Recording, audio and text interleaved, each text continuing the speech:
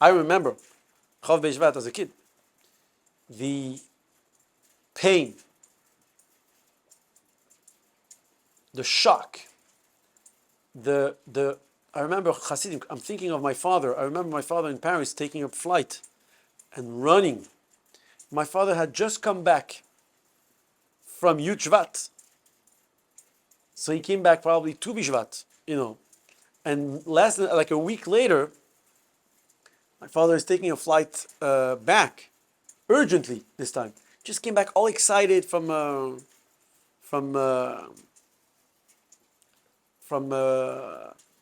spending Yud Shvat by the Rebbe, Yichidus, Farbrengen. He took my brother and he took his father. And then suddenly, Rebbe's wife passed away. And there was no doubt, no question by all these Hasidim jumping on a plane. And it's like this is my father lost. This is like my mother. It's very special. But also there was pain in the face of Hasidim and in the face of the Rebbe because it happened now, it could happen again. I don't think anyone wanted to speak this way back then, but that was the feeling. So I'm being a little bit personal here. When something hits home, when Shalom, missed you. Good to see you. Chill. That was a good hug, no? So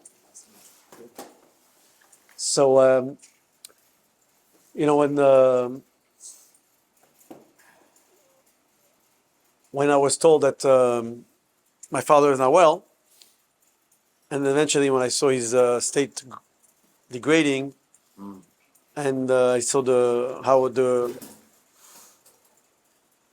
evolved, like he's like the timer is on, the clock is ticking, and you're like, we're not going backwards, we're not returning, and then when it happens, nothing is the same again ever after. No one should know of any of the sorrow that what this means, but I'm thinking to myself, when Hasidim had the Rebbe and the Rebbetzin, they were like unconscious, unaware teenagers. My parents are taking care of everything. I don't need to worry. I worry about everything, but I know I'm not, because at the end of the day, I have my parents. And then suddenly you turn around and he's no longer here. Papa's not here. It's very, very troubling. So I think that's and the way the Rebbe said it then, the Rebbe said that basically now we're entering the last phase of Galus, of exile, which is the one that is going to lead to Mashiach, which means this is the end. And I think the Hasidim chose the better option of Mashiach is coming right now. Better have Mashiach come now because that's the only option. And then 4 years later, boom, Chavzai Nadal, the Rebbe has a stroke. I was like, oh my gosh. What do you mean, oh my gosh? But 4 years ago, you understood that something could happen. No, I didn't want to hear that. And then 2 years after, it was Gimel Tammuz. So, what the Rebbe said about Chof Beis Shvat, he said that we're going from that moment to eternity. Chaim Nitzchim, to eternity. And that means that, of course, we're in the last moments of Galus. Of course, eternity means that it's all going to be good. But if, Chas v'Shalom, in the meantime, every second that passes by that Mashiach did not come, this is the end of it. It was more like the Rebbe is telling us, this is, guys, get ready to be on your own. We're just, as Hasidim, as children, even if your father is telling you, like your father, like, one day I'm not going to be around. Like, what are you talking about? Don't talk to me. I don't want to hear that. That was, in my opinion. So it is a very, very meaningful date, Chof Beis Shvat, because in two ways. I mean, again, I said, pardon my opinion, my approach. There's many more meaning to what Chof Beis Shvat is, but the other approach is also seeing the Rebbe in pain, Rebbe losing his partner. The Rebbe didn't have children. The Rebbe was busy with us all time. When did the Rebbe have a time for himself? Meaning, he would learn, of course, but when he got home with his wife, how much time did he spend with his wife already? A few hours every day. But I'm sure that was the most recharging and the most meaningful moment for the Rebbe as a person, if you could say. So not having that, you know that year, the Rebbetzin passed away, Chof Beis Shvat. There was 2 Adar like this year. So 3 months later was Pesach. Less than 3 months later was Pesach. So that year, Pesach, there was a big question: who is going to spend the night of the Seder with the Rebbe? Who's the Rebbe going to spend the Seder with? The Rebbe would do the Seder in 770. First with his mother-in-law until she passed away, with his brother-in-law. Brother-in-law was still alive. Every year there was less people, but the Rebbe was with his wife. I believe the Rebbe went with his wife home maybe the last few years. I'm not sure whether the last Seder was. I don't know the details. But that year, for the first time, the Rebbe doesn't have any relative. I believe the Rebbe's brother-in-law was already because he passed away a year later. He was probably, I don't know if he was in the hospital, but he was probably not in good shape. And the question was, who's going to be with the Rebbe? And all the secretaries tried to convince the Rebbe to arrange. One say, I'll come the first night, you come the second night. They had the Halberstam family, from the kid who was assassinated on the Brooklyn Bridge.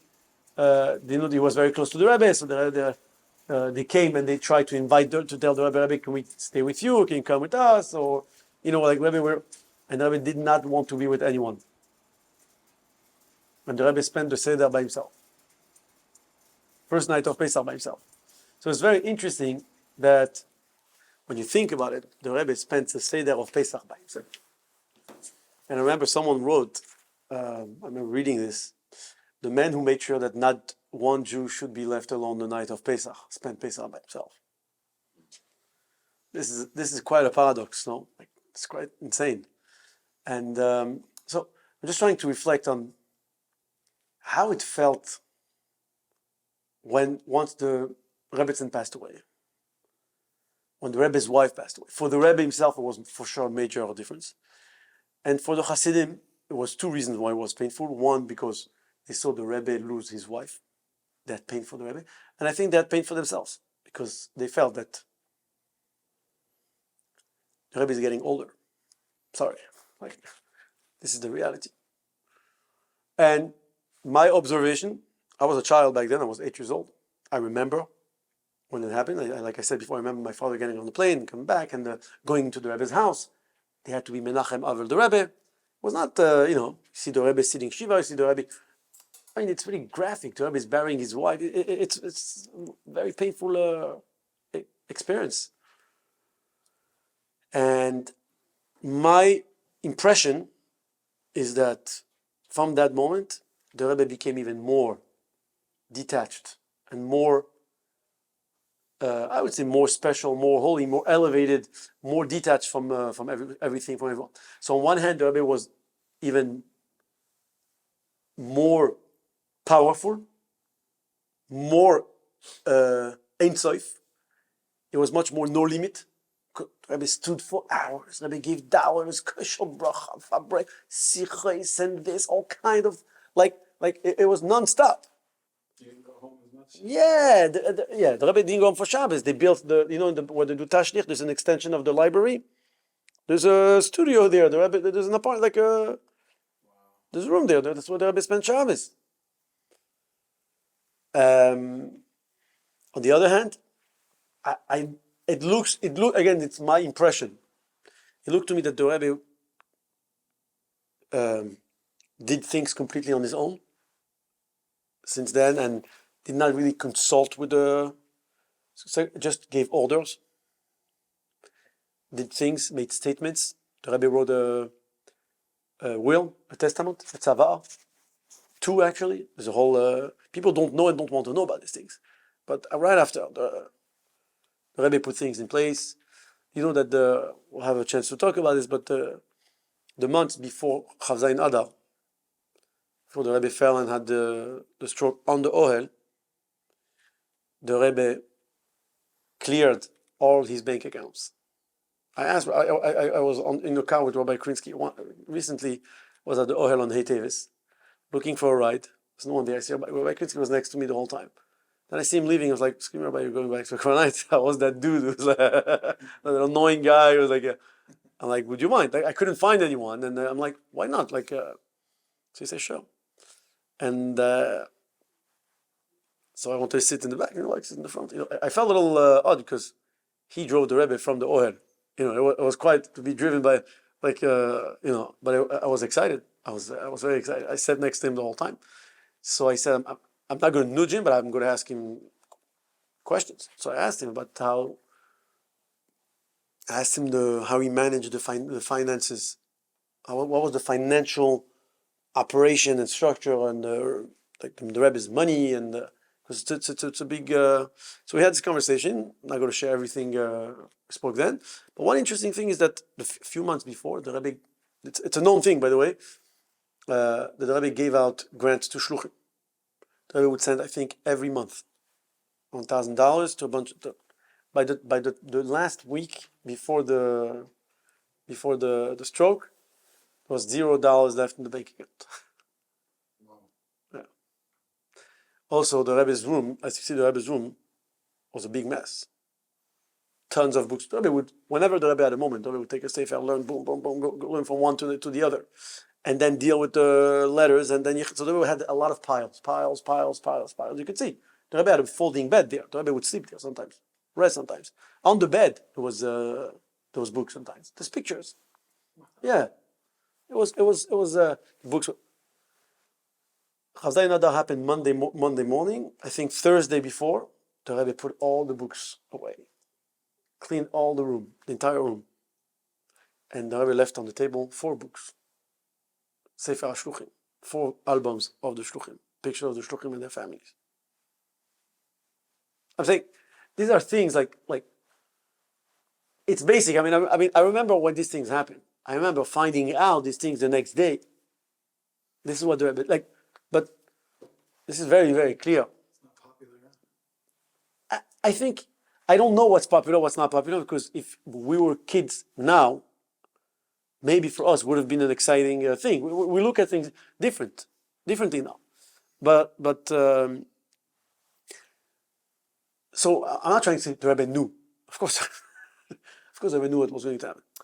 But there's an evolution here of something that is happening, and at the same time, I think the Rebbe is empowering us by going away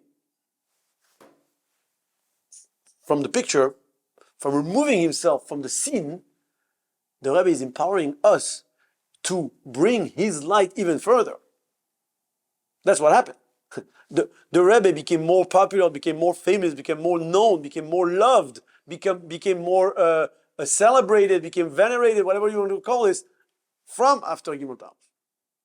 And that's what the Rebbe calls all the time in the series, Hu B'chaim. He's alive, Beguf Gashmi. This is real life. He has never stopped. I give the example of Rabbi Gordon, Josh Gordon, on Chabad.org. I give a shir. We started now to record the shir. Hopefully it's going to go online.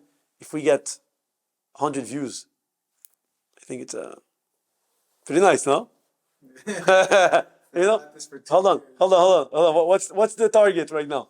100 views? Pretty cool, no? 100 people are looking at our stuff. No? We'll get some satisfaction that the Rebbe Rashav is going to knock out.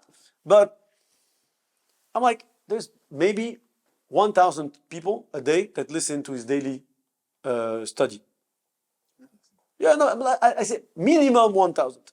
The guy died, I know he died like a few weeks before my father, was like 2016, this is 8 years. It's going to be 8 years. His yahrzeit is, by the way, I think it's Chof Beis Shvat or something. It's interesting I'm talking about it.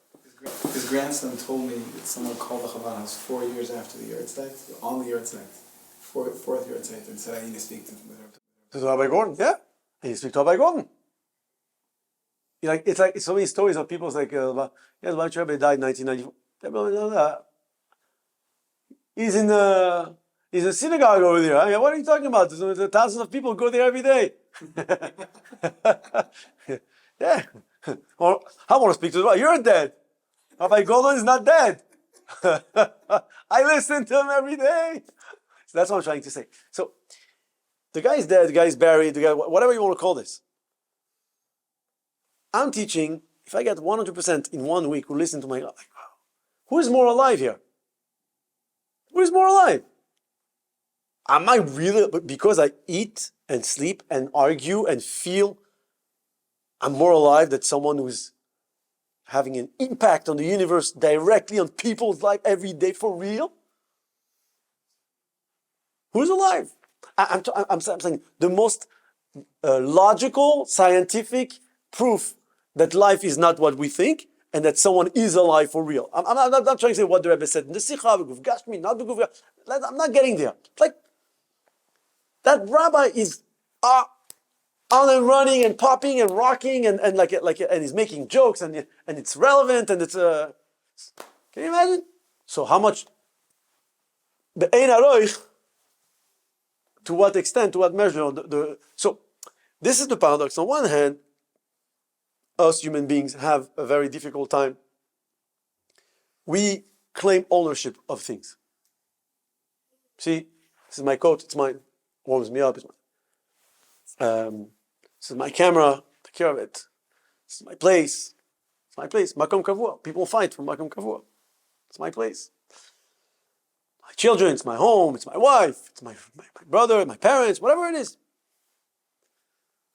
And we have a hard time accepting that sometimes we have to part away from things that belong to us. But to begin with, they really don't belong to us. They're not ours. We're just I experienced something this week in the mikveh. There's a guy who was very preoccupied. Someone I know is like, I said, what's going on? Can I help you? No, you need a card to. No, I have. So I left my stuff here before Shabbos and I can't find them. So I'm like, you got to find Chris, the guy who takes care of the mikveh, and I can't find him. He's like, that was Sunday. Monday I come and did you find him? No, I came yesterday, he wasn't here. I'm like, you look so you're so preoccupied. And I quoted to him what it says in Gemara, Ki mechazer achar havedasei. A man needs to search for his basher, for his wife, like a person searching for an object that he lost. And I said, now I understand what it means. Look, you lost your stuff before Shabbos. You're not at peace. You're going crazy. What's in there already? An underwear, shampoo. And he's like, oh, you're right. He said, last night I went to sleep, I couldn't find my scarf. I was going crazy. It's a scarf. Where did I put it? Where did I put it? Where did you put it? It's not yours. Hashem gave it to you. Hashem took it back. But no, I claim ownership. So when things change, we have a very hard time to move on. Because what do you mean? I'm stuck with the past. And really, it's not like that. A human being is present on this world for a short period of time, but to have an everlasting impact. So we need to focus on not what belongs to me, what belongs to me to have an impact on. Where am I having an impact? So that even after I pass, כצל עובר וכענן פרח וחכם יעוף, like shade that passes by, or like a cloud that evaporates. or like a dream. That's what we say by the tefillah of Yom Kippur. After we say tshuva, tefillah, tzedakah, ma'avirin, it's like that. So after I pass by here, what's left? What part will be everlasting? That should be the focus. So while we're experiencing pain for loss, for example, talking about seeing the Rebbe losing his wife and understanding that something might happen to the Rebbe is very painful at the same time. Just stay focused. This is what it's meant to be, and evolve from there. Learn from there. What's your impact? What impact, what mark are you leaving on this world? What will you be remembered for? That's the message. Anyways, so jumping a little bit into Kuntres Uma'ayon, so we can move on a little bit. Perek, we said Perek Beis of Maimer Tes Zayin. We're holding in page 247, and there's some fascinating stuff here. We'll quickly learn from the inside, and before that, just remind that the Sefer Kuntres Uma'ayon Beis Hashem is about demonstrating to all of us how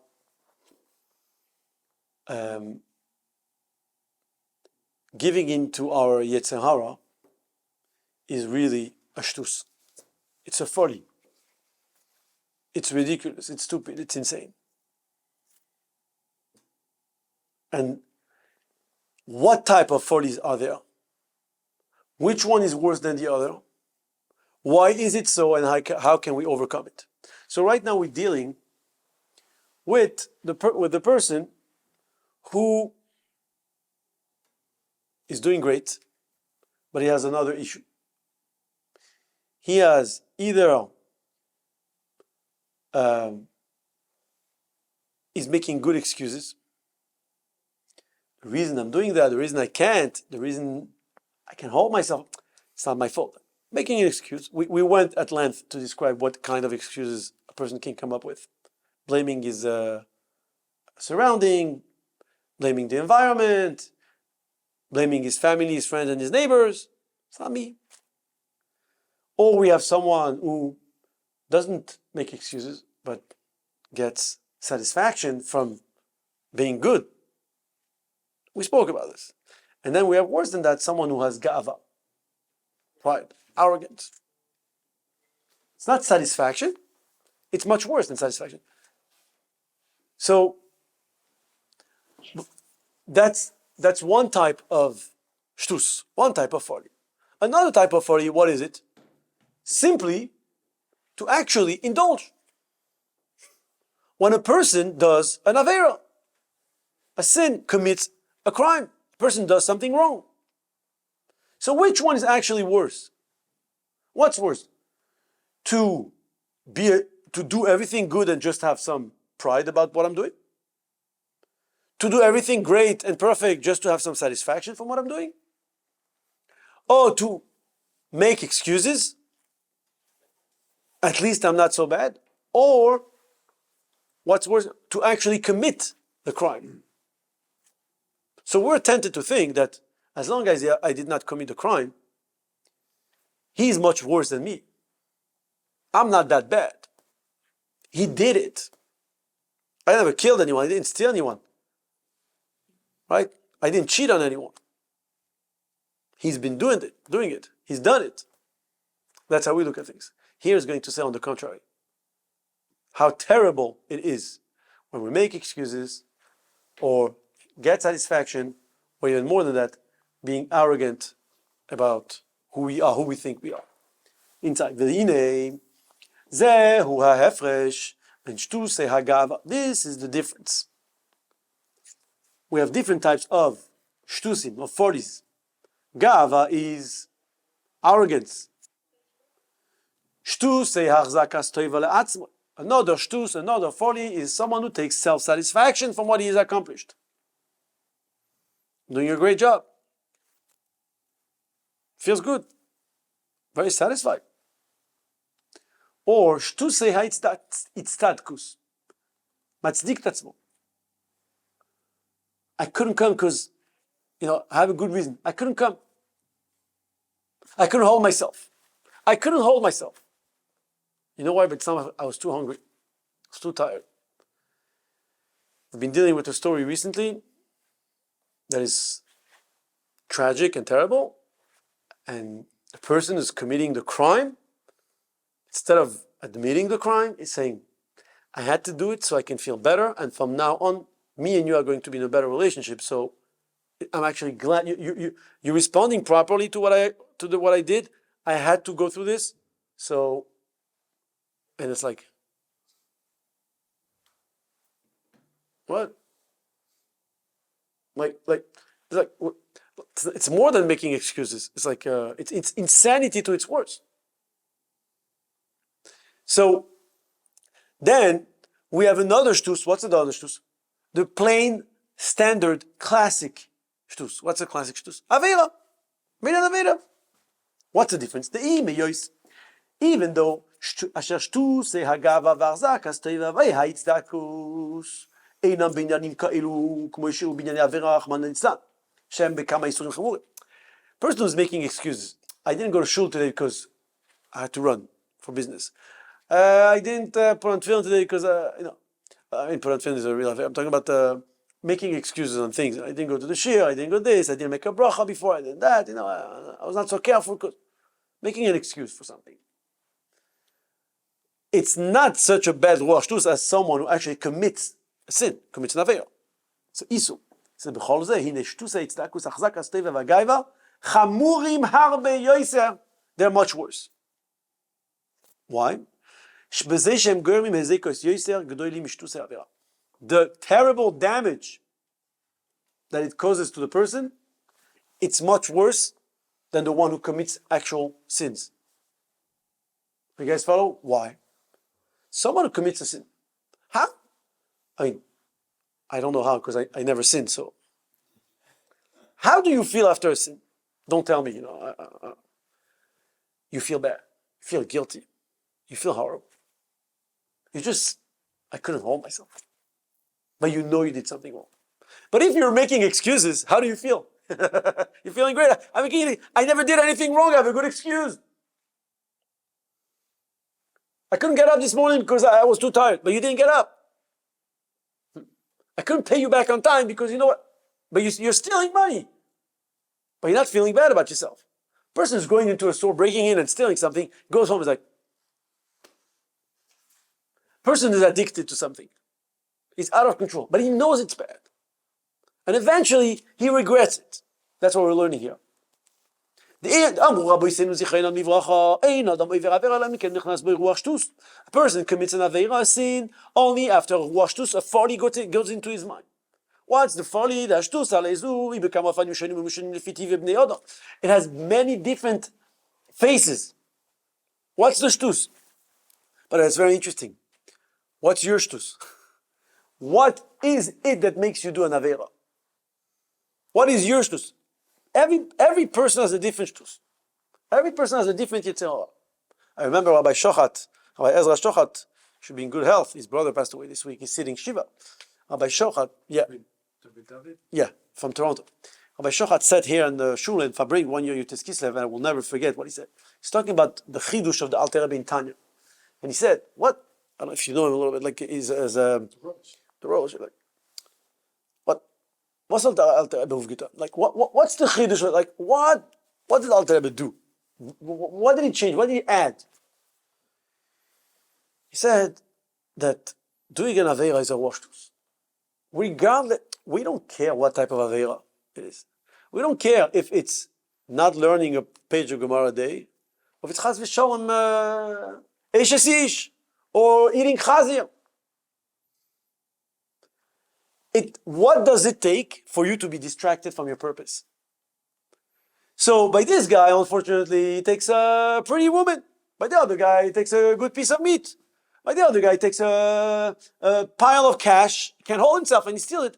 By you, bitul man, wasting your time, being on the phone, eating like I don't know.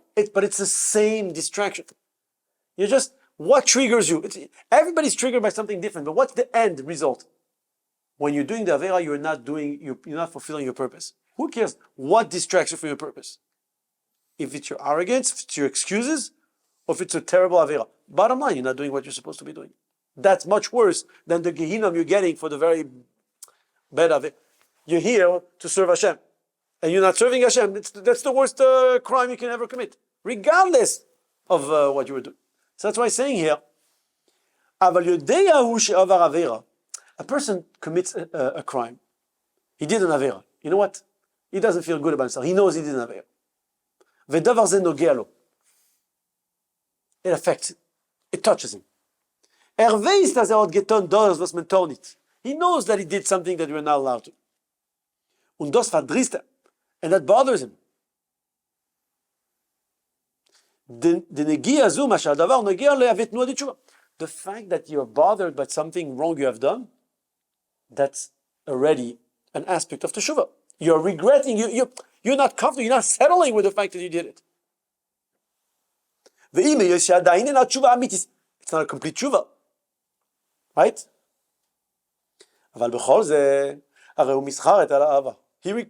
He regrets. Maybe when he's going to have an awakening from above, something is going to happen. Or by a auspicious moment, when all these important moments of the year arrive, that person knows, I have to do teshuvah, I have to stop. It's not right. It's not appropriate. When a person is busy justifying the fact that he's unable to do what he's supposed, or the fact that he's unable to control himself from not doing what he's not supposed to be doing, it's impossible to recognize that he did something wrong if he's making excuses. Remember we said, you're either making excuses or making money, you cannot do both. You cannot do both. Unless you're a thief. What? No, then you're not making excuses, you're making money. You're saying making excuses for... Yeah, but I'm not making, if you're a thief, you're just making money. Yeah. No excuses and no guilt. You're doing great. Yeah, what was the joke? Nobody wants you to make money besides... You'll be your parents. No, besides a thief. Yeah. And nobody wants you to die besides the what is it called? The funeral home. Kavan, yeah. They have the life insurance people don't. Yeah. They're praying for you. Yeah. They're praying for you. Yeah. That's why they say life insurance is segula fa'arechus yamim. Yeah. So, not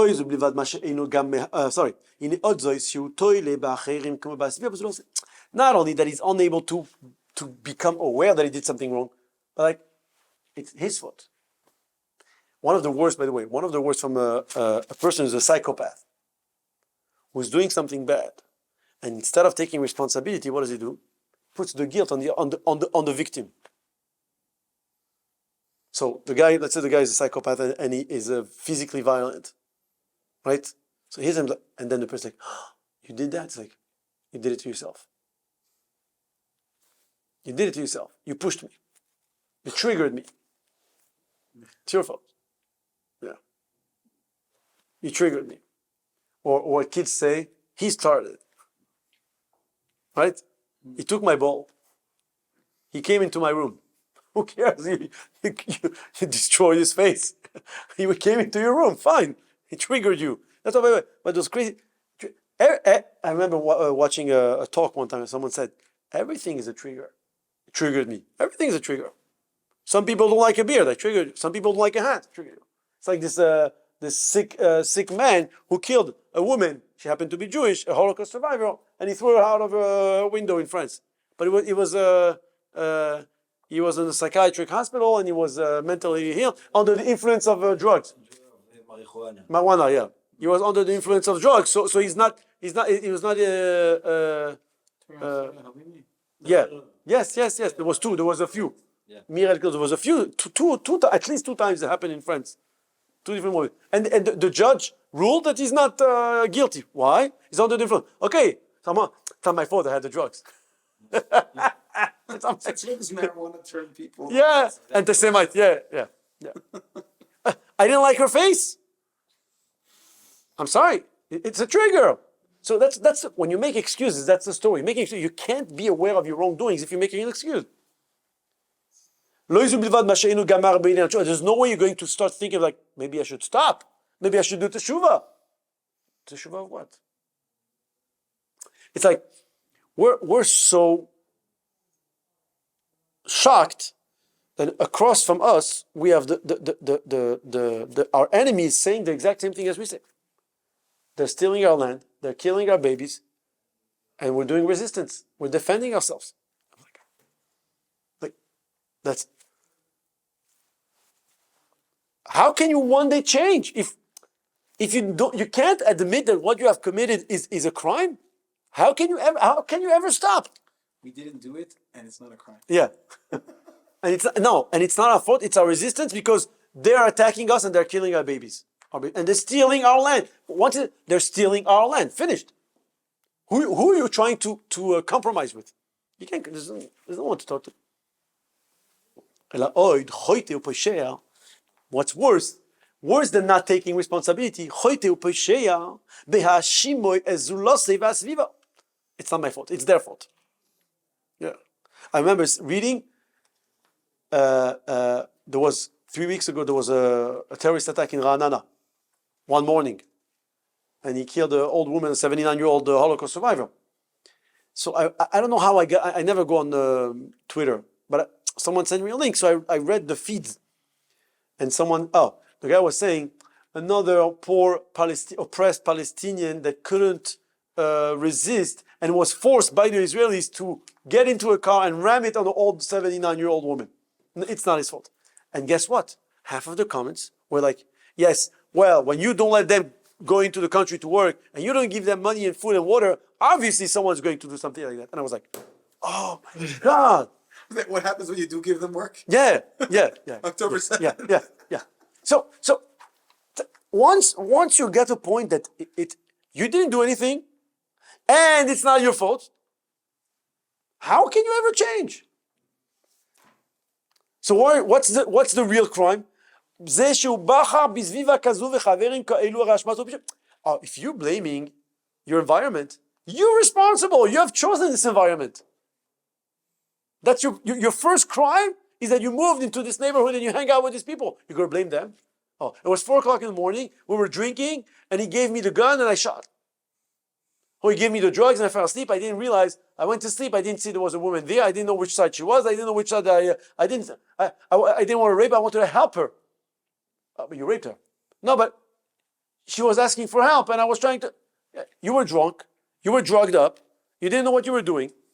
And you're blaming them that they gave you the drugs. What are you doing there to begin with? Right? That's the... הרי גם בזה שהוא בחר בסביבה כזו וחברים כאלו, הרי אשמתו ופשעו, it's his fault. ואם כן חמור השטות ההתפצקות משטות העבירה. Now, do you think that making excuses is bad? There's something worse. ולמעלה משטות, when it says higher than the shtus of making excuses, justification is the shtus of achzakas toiv al atzmo. Someone who has self-satisfaction. So he doesn't do anything wrong. He's doing everything right, like we said, but he's self-satisfied. It's satisfied. Shigrua mishtus ha'itzdakkus. It's even worse. Why? בזה שעניין ההצטדקות הוא רק על סיבת הדבר, אבל עצם הדבר הוא גם כן יודע דאינו טוב וצריך תיקון. I'm not saying I didn't do anything wrong, but it's not my fault. So, in other words, I know that what I did is wrong. It's just that I'm making a good excuse for doing it. So at least inside of me, there's a part of me that recognizes that there's something that was not appropriate. But the guy, אבל עצם הדבר הוא גם כן יודע דענותיו. He knows that the essence of the thing, it's what I actually, I committed something wrong. I did something wrong. וצריך תיקון. I need to repair this. What's his problem? ורק מצדיק עצמו. וזה מה שהוא לא טוב, אינו מצד עצמו. The fact that I'm not behaving properly is not my fault. Come on, באויבר עבירה, אלא שזה בסיבה זזולס. Just like the guy who does an avera knows that he's doing something wrong, this guy also, I know it's wrong, but I can admit I did it, so it's his fault. But the hefza, the action itself is bad. It's not my fault. But at least in other words, when you go back home after you made your excuse, by the way, after you came home, you were upset because something happened at work. You smacked your child and you start screaming at your wife and you blaming them because he spilled the bowl of cereal on the floor and your wife didn't even make dinner and she spoke to you she was very nasty to you today and she was not sensitive. You're going through something and she was not sensitive. That's why you're behaving this way. And you're telling it's your fault, you did it to yourself. You can't even. But then when you go to your room, how do you feel? You know that you're just making an excuse. You should have not say that. You should have not speak like that. You should have not done that. So there's a part of you that still feels the guilt and the responsibility of, I didn't do it. I'm blaming them, but what I did is wrong. But the person,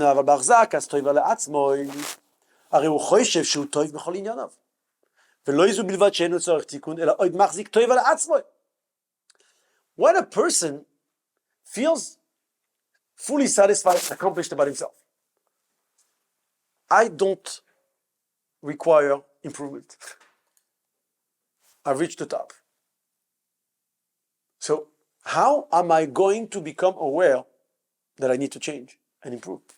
Because I feel very satisfied. Satisfaction is a danger. I always said satisfaction is like the carrot for the rabbit. You should chase satisfaction, but the moment you reach accomplishment, don't settle on the satisfaction. Right away set a new goal. Because satisfaction is going to destroy you. You should have a new goal, a new target, so you're aiming for that satisfaction. The moment of saying, wow, I did it, and right away, recommit to something greater. Because otherwise, the satisfaction is going to slow you down and make you fall again. That's what I'm saying here. And not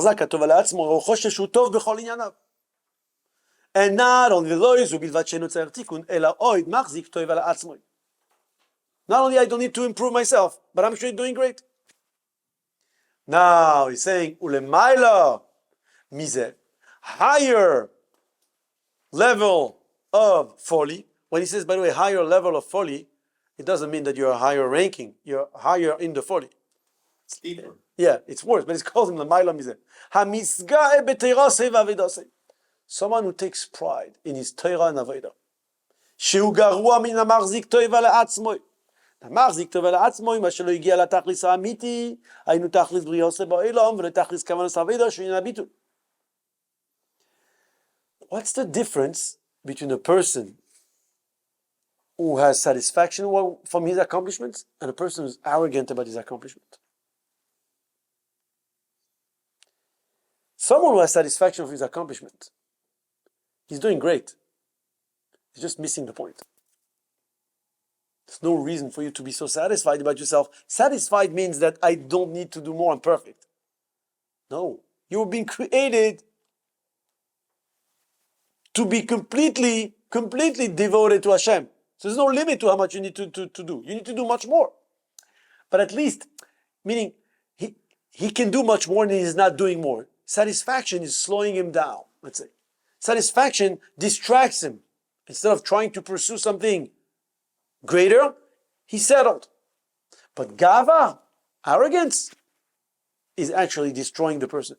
You know why? Because arrogance is you're worshiping yourself. And when a person worships himself, he's destroying his sensitivity. A person is worshiping himself, a person is arrogant, is destroying the sensitivity of his soul. You'll never, once a person is in the ga'ava attitude, in the arrogance, in the pride, it's all about me. I have no more sensitivity for anything else. And nothing will ever challenge me in thinking maybe I should stop, change, or anything. And that's really, and we'll continue next week, is going to explain how how much of a shtus, how much of a folly it is to have so much arrogance from the fact that you're a good person. In other words, you're doing everything right, but you're arrogant because of that. That's going to destroy you. Because arrogance is like a shell, like how do you call again, shield. It's like a shield, like a shell around you. It's like you're putting something around you, nothing can affect you anymore. You won't have real sensitivity.